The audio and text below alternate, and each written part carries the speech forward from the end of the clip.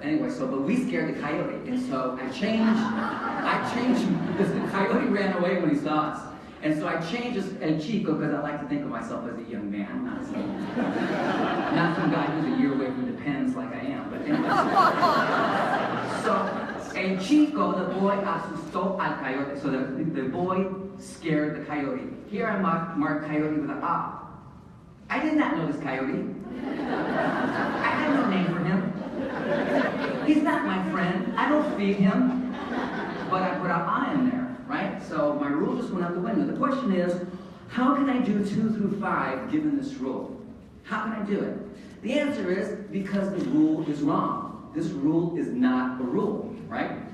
There are very deep and abstract properties of language that allows me or tells me when to mark a noun phrase with a personal quote-unquote and when not to, right? And there's also, again, some variation where we can get in those kinds of things as well. Now, let me give you a different example that I think is going to freak you. I love this example because I get to do some syntactic trees here, so this is going to be fun.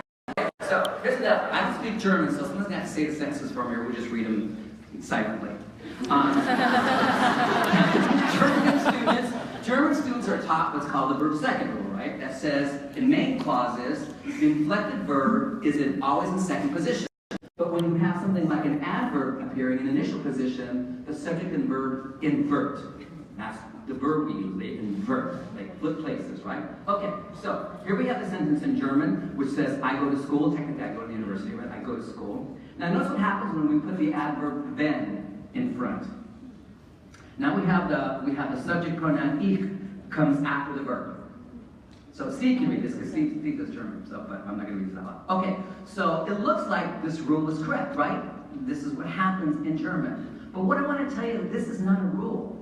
This is an external description of something very abstract going on in people's heads. So what's that abstract thing going on in people's heads? Are you ready? How many of you have? Too bad this is in Colorado. I think you probably need like a little for this. Hey, we're in Massachusetts now, man. Y'all are gonna go like, oh my God. Okay, so this is your brain. This is your brain on linguistics. Okay. So this is our little German sentence about going to the university, right? So all our words, what we call our lexical stuff, happens down in the verb phrase. And above the verb phrase, you see all these other phrases that are called functional phrases. And the functional phrases in languages make sentences behave in certain ways. So the first thing that happens is, in a language like German, is some things have to move out of the verb phrase and go up because of these features that exist in a language like German, okay? But notice how we still have our word order. So even those things move up, we still have subject, verb, and then the rest of the sentence, right? And then, because of the peculiarity of German, those things have to move up some more, right? And so we finally get our underline. This is our underline, what we call our abstract structure for that basic little German sentence. This is what in every speaker's head of German, something like this exists. I know it's a metaphor, but just try and get to the idea that it's really abstract and complex. Now, what happens when an adverb appears in the initial position? This is where it winds up, right? So if you go back and compare that bottom tree with this tree, you notice something happened right away. Dann is taking the place, or is taking the spot that the subject wants to go to, okay? So we start to let our functional things do their stuff, but the poor subject pronoun cannot move to where it's supposed to move, right? So it stays one place below and doesn't do what it does in a regular sentence without the adverb initial position. So what we have here is we don't have anything inverting, nothing is swapping places. What's happening is an adverb is blocking a subject pronoun from moving up in the tree. Try to tell that rule to your German students. Right? Okay. The point is that textbook rules do not represent what's in anybody's head, whether a first language speaker or a second language speaker. They are shorthand and generally bad ways of talking about something very abstract that's internal to us from some kind of external perspective. And the metaphor I like to use to talk about this stuff is when we talk about something like the sky. During the day the sky is blue, right? And at night it's black or dark, right? That's a rule. You can count on it. Even though it's cloudy, we know above the clouds it's blue. So during the day the sky is blue, at night it's black. But that's not really what's happening. That's a statement about what we see. What's actually happening is the sun rays, the photons are hitting the atmosphere, they get scattered when they hit atoms in the atmosphere, and then because the particular rays are scattered, your eyes can only perceive certain ones that get scattered, and you see blue in those photons because of what your retinas pick up. At night, because no photons are being scattered, because there's no sunlight, you have an absence of perception. You perceive nothing, because there's nothing to perceive. Try to tell that to a 3-year-old. The sky's blue during the day, but okay. So the idea here is that things are much, much more abstract and much more complex than we want to believe. My conclusion is that language is too abstract and complex to teach and learn explicitly. And those things in textbooks just are not real. Okay, now, what this means, that what's on page 32, isn't what winds up in anybody's heads. It's not what's in your mind brain. And what's more, we now know from research that there's no mechanism in your head that can turn it into the stuff you need in your head. None. So at best, you learn these things and they just float away as you start to acquire language through input over time. Okay, so what I like, another metaphor I like to give people is what I call the water and ice metaphor. This is really easy, right? So you take a molecule of water. That's a molecule of water, right? Am I right? Looks good, right? Okay, what happens when you freeze water? What does it turn into? Ice. Ice, right? It turns into ice. Now, when you freeze water and turn it into ice, does the molecule change? No. No. H2O is H2O, whether it's solid or it's liquid, right? Now, think about water and oil, particularly olive oil. So let's take our little water molecule here. Is there anything I can do to that water molecule to turn it into olive oil? Before you answer, let me show you the molecule. That's an olive oil molecule. Is there anything I can do to that water molecule to make it an olive oil molecule? The answer is not by any means that we know of. Okay? And so what I'm saying is that what we have on the textbook page is water. But what has to wind up in students' head is something like olive oil. Something much more complex and much more abstract. And there's no way to get that water molecule to become an olive oil molecule. Okay, now, to be sure, I'm going to just throw this out there for people. Not every theoretical approach uses language the way I talk about it here. I take a generative approach to language. Not everybody does, right? But those who do talk about this kind of stuff, would all agree, except maybe 2 approaches, scale theory would be one of them, that what's on page 32 is not what winds up in your head. Okay, so even if you're not a generativist, you would go, yeah, I agree with that. I don't agree with the nature of language that you're talking about, but I agree that what's on page 32 is not what winds up in your head, and it can't wind up in your head under any known circumstances. Okay, done with myth number 2. Ready for myth number 7? Yes. Okay, here we go. Did I convince you on that, by the way, about language can be much more complex? Okay, look at you, didn't even know. That was good, okay. Okay, this is one of my favorite myths. Communicative language teaching means teaching the same things a new way. I hear all the time people go, I teach communicatively. I go, really? So how do you do that? And once I start hearing what they do, I go, maybe not. Okay.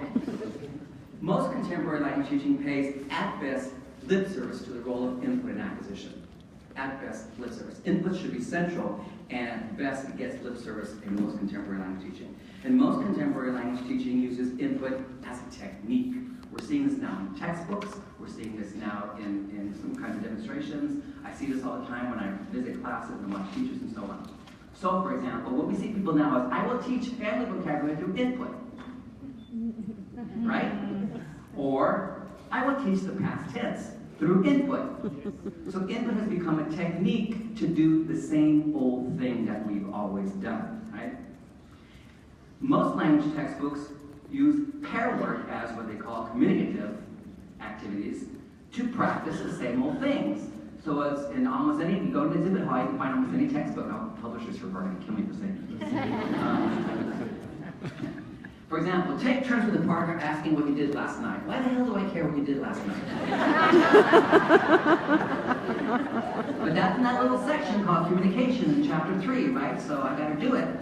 So this pair work activity, this communication, or this communication in French, is just to practice the past tense. Okay, this kind of push outputs that we're talking about. All right. Or ask your partner these questions, all using reflexive verbs. This is my favorite. Lesson on daily routines. Oh my God. If I see one more textbook with someone taking a shower or brushing his teeth or combing their hair, it's like, who cares? But I have to ask my partner, Steve, what time do you get up? Do you brush your teeth every day? Do you take a shower? Okay.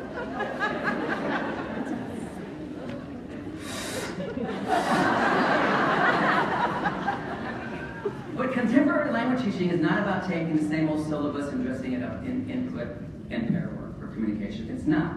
We don't teach vocabulary. Instead, we start with content and we go, at the end of the hour, you're going to know 10 things about my family you did not know before class started. Ready? Let's go. And at the end, you're going to show me. You're going to show me that you've learned 10 things about my family you didn't know before. Why we want to know that, we'll find out later. Because we're going to do some comparative work. I have a whole unit that's going towards something else. But that's the first thing. Okay? We don't teach past tense. Instead, we have units on something like, if you tell me what you did last night, I bet you I can guess what kind of person you are. And we have a whole unit on this now, where we look at different things. Every day we talk about what happened last night and so on, different things. Connectivity, whether you're sedentary or active, all kinds of things. And at the end of the unit, I don't use the past tense. I ask Pete, okay, Pete, say 3 things about Steve. He goes, well, Steve is always physically active. Steve is ambitious. He's using present tense and adjectives, but he got all that. He's saying that because he did all this work in finding out what Steve's typical nights and days are like. Okay? So the idea here is that language and communication are the tools to something else. They are not the goal.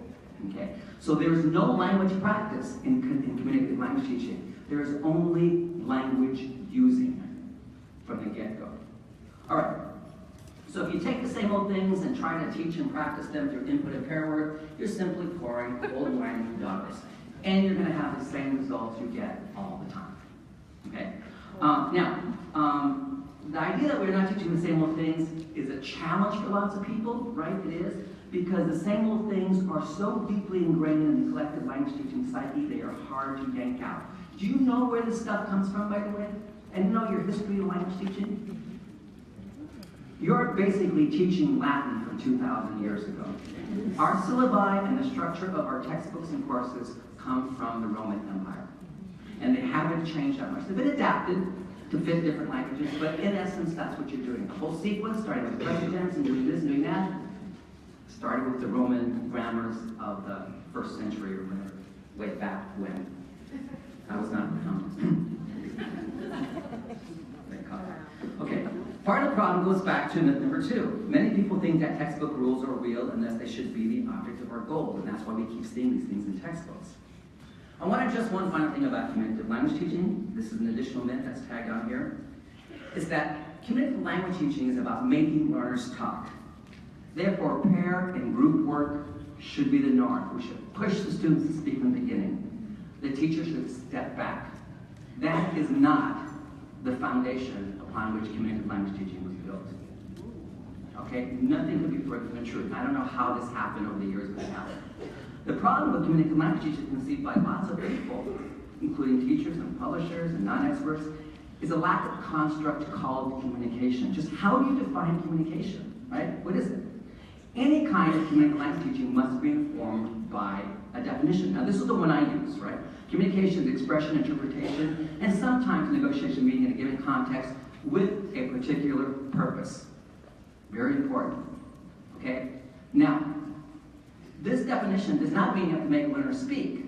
Learners could be doing interpretation and be part of a communicative event in a classroom, which is those of us who espouse working with input and comprehensive work in the classroom are saying that's a communicative classroom. So if we take this definition and apply it, we see that task-based learning, the natural approach, immersion and content-based learning, bilingual education that is done correctly, TPRS, and others are all communicative language teaching. There's no one way to do it. It doesn't mean just making students speak right away. So in short, any approach in which meaning-making with a purpose other than language practice would be communicative, pure and simple. Okay? All right. So I'm not going to go over this.